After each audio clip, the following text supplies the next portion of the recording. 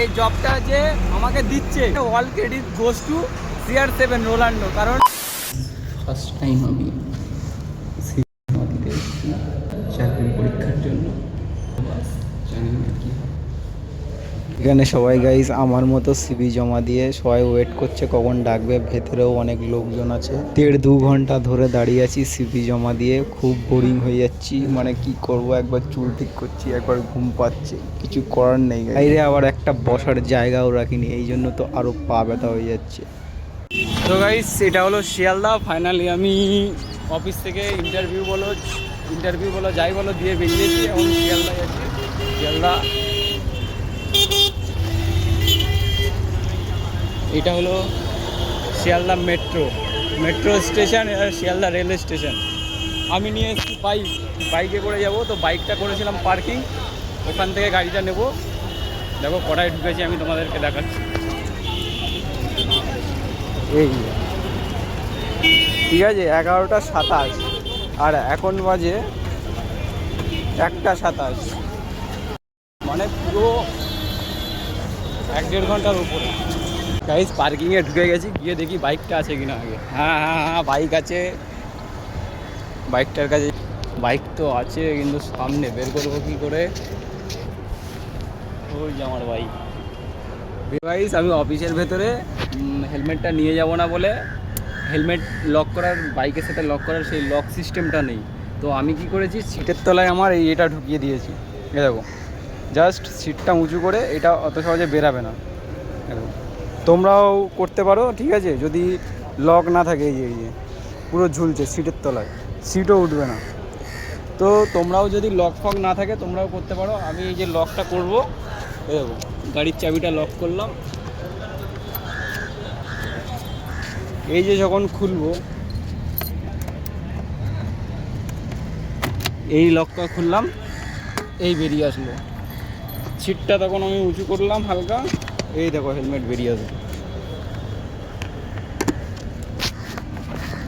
তো ফাইনালি আমি হেলমেটটা পরে নিই। হেলমেটটা পরে নিয়ে আমাকে করতে হবে এখন পেমেন্ট, পার্কিংয়ের পেমেন্ট।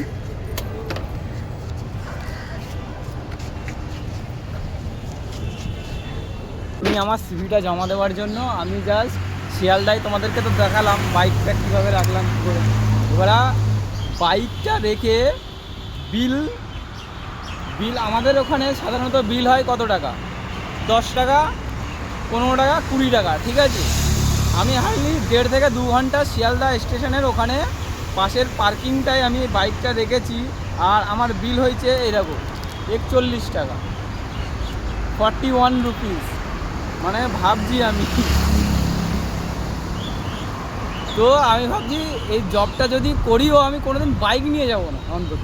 কারণ বাইক নিয়ে গেলে আমি যা স্যালারি পাবো তার থেকে মনে হয় আমার বাইকের পেট্রোল আর গ্যারেজ ভাড়াতে চলে যাবে সব টাকা।